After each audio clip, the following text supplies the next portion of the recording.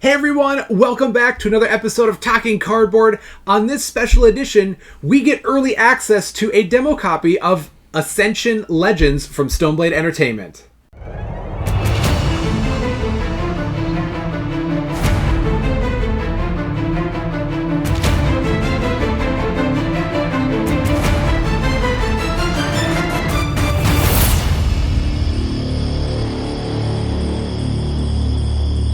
Thanks for joining us for this very special edition of Talking Cardboard, where we get to talk about a game that is just now on GameFound. It is Ascension Legends. But before we dig into that, I'm your host, Jerch. If you like what you see here, like, subscribe, leave a comment. We love interacting with the community. We love making connections and spreading more board games that we're really enjoying.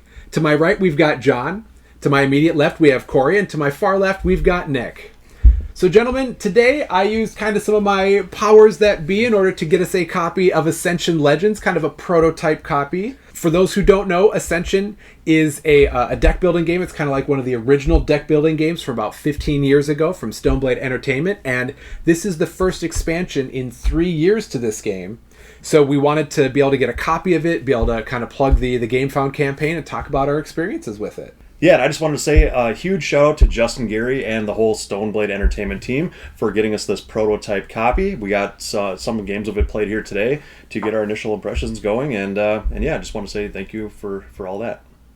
Yeah, and if you're looking to some of those initial plays, we have a video. It was a live stream, and we'll be uploading that video as well, that we start to learn kind of some of the new mechanics, new layers to this game. We start figuring out what factions we liked with Ascension and really kind of cut our teeth on it.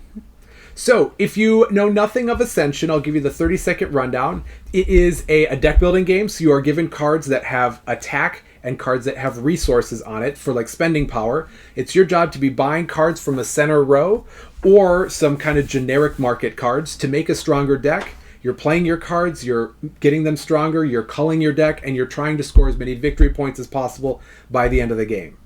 What Ascension Legends brings into play is this whole half of the board here. Now, what you see on our board is kind of the prototype copy. If you go to the GameFound campaign, they've got pictures of what the final product is going to be. So please check that out. We've got information in the episode description below. But it's the same general idea we've got going on here. We have the legendary tracks over here for the 4 main factions. At the top, we kind of have them hidden now because we don't want to be spoiling things. Check out the GameFound campaign to get the artwork going on. But we have heroes that have transcended all of the Ascension expansions, some of the most notable characters from the history of the game. And what you're doing is whenever you are buying a card from the center row, you're moving up on these legendary tracks. And when you get to the gold bars in each of the tracks, you get to unlock very powerful combo bonuses.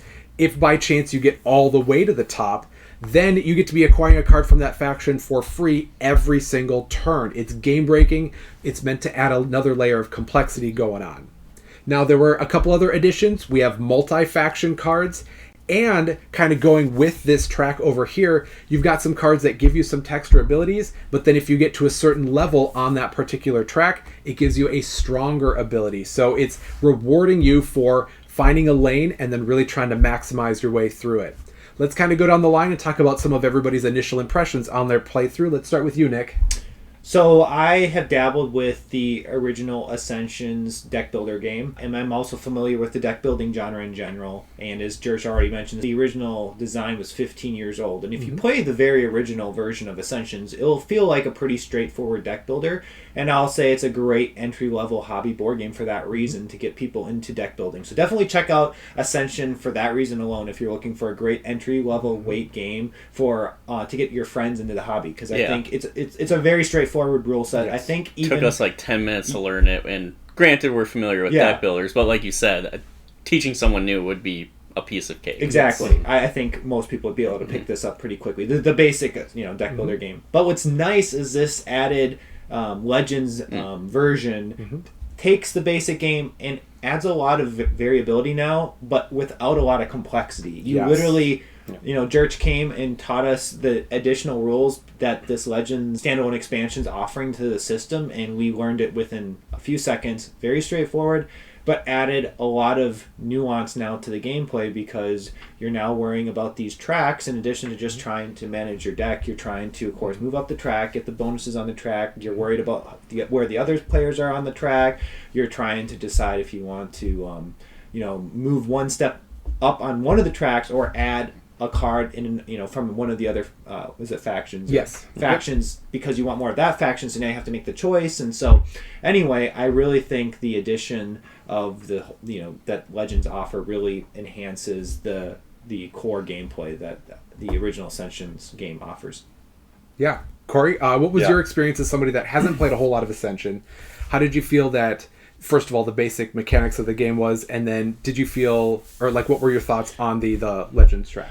Yeah, I played a little bit of it back in the day, like you said, 15 years ago now. So it's been a while. Played a lot of Dominion back in the day also, but this definitely evolved off of that core, just straightforward deck building mechanisms that you'd see in a Dominion game, and from the original game too. This really expanded upon that. The MVP to the Ascension Legends game is definitely the board here and the tracks. It, like you both said, it definitely adds a lot to the game. It adds a layer of different factions and synergy going on with the game as well, with the cards themselves, but just adding that layer of, I want to say layer of complexity when really that might not be the right way to put it, but definitely adds a little bit of decision making upon just buying cards and trying to kill monsters, pretty much. So I really enjoyed that. And John and our playthrough, you had a lot of success, especially early on. And at the end. Yes, spoiler alert. What were some of your footholds that you found instantly playing through this game that led to your experience as we played through?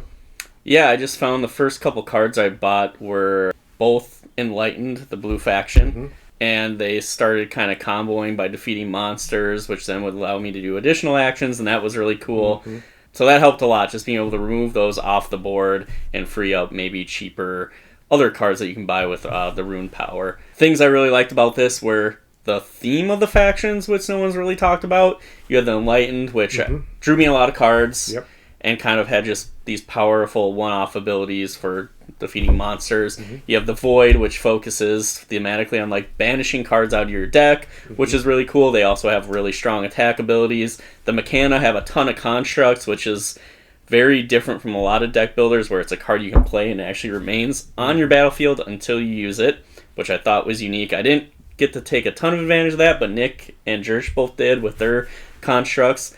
And then you have the Lifebound, which unfortunately a ton of those cards didn't come out in our game. Yeah. But they seem to provide benefits in more of a balanced format for the game. So especially with the combos and the uniting, they were had their hand in every different type of thing that was going on. So I thought the thematicness of the factions seemed well thought out. Yeah. That definitely added an extra layer in terms of what tracks you wanted to go up, and when, if you were sitting at 2, when you wanted to go up to that third one in order to get that bonus. That there's a lot of strategy that we were talking about openly, okay, I can't buy this one now because I want to get that extra draw mechanic later, or I don't have anything I want to banish. Do I do this and that? Yeah. So it felt very early on that we all were having different playing experiences, different synergies, even though there's a lot of cards that we were all kind of fighting over, and then pretty quickly when we found our path to success, and the ending totals for the most part, we're all pretty close, but it just, everybody seemed like that they were having a vastly different experience without it being asymmetrical. Yeah. 100%. Right. And that kind of plays into the ease of play too. Like John said, it's very easy to learn, very easy to play. It's definitely not like I'm coming back to the complexity thing. It's not complex enough to where it's going to be for that really heavy strategic gamer. This is more just you kind of play down your hand and do what you can with it. Yeah. But there's still that added depth and layer of decision making with when you're trying to trigger the certain tracks and that sort of thing. That and how you craft your deck. Because obviously you don't want to flood your deck with useless cards. Yes. Make sure you're buying things that are going to actually benefit you. But I think that the decision making kind of stops, the buck stops at that with what you're dictated with your hand. So I could see that as being a pro and a con. The pro side of it is it's easy to play, it's easy to understand. You can only do so many things with your buy power, or the amount of, what do you call them, gems, or what the runes. The runes to purchase stuff with, or you can only take down the amount of monsters that you have attack power to take down, that sort of thing. So it's not like the world is your oyster and you can do what you want.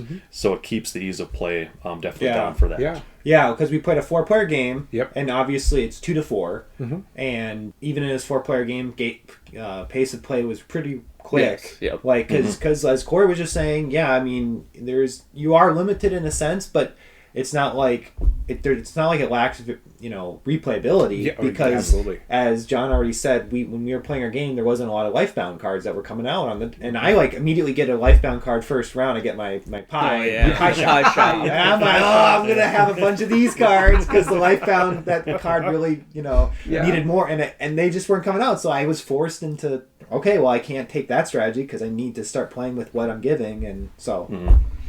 Yeah, and I know that we haven't talked a whole lot about the GameFound campaign, but this Ascension Legends is a standalone expansion, so you don't need the base game in order to get the full experience out of this. And it is able to be integrated with all of the expansions from Ascension Legends because the game's 15 years old. A lot of people that are fans of the intellectual property probably have their favorite expansions.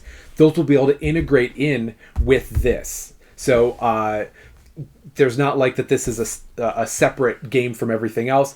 You don't need the base game for this, but then this also can function as the base game for those who are just jumping into what Ascension can provide for gaming experience. Yeah, and I believe it's easy enough just to literally shuffle the cards together and start playing. Yeah. So, not a lot of setup at all, yeah. And I think right now that's a pretty good place to wrap things up. This is only an initial impression. We are just playing kind of through this prototype. Once the GameFound kind of fulfills the orders, and then we get our full copy, we're going to give a much deeper breakdown and a dive into the pros and cons and our overall experience with it. But thank you for joining us for this really short kind of first impressions on Ascension Legends. Go check out that GameFound campaign.